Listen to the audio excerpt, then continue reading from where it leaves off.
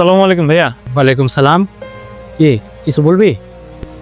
ভাইয়া একটা জরুরি কথা বলতে আসছি, তুমি যদি একটু সময় দিতে। আরে কথা বলবি, তুই সন্ধ্যায় বাসায়ও বলতে পারতি।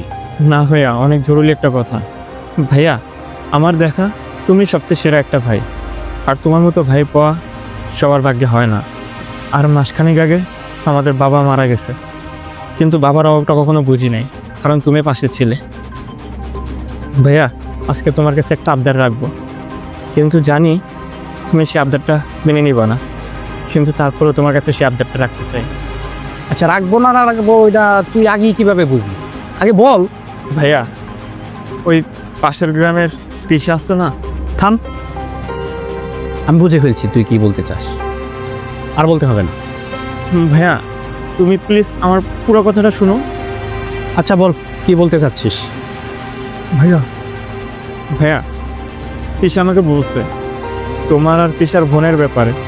আমি সব জানি ভাইয়া, তিশাকেও আমি অনেক ভালোবাসি, আর তিশাও আমাকে অনেক ভালোবাসে। আর তোমাদের সম্পর্ক টিকে নেই বলে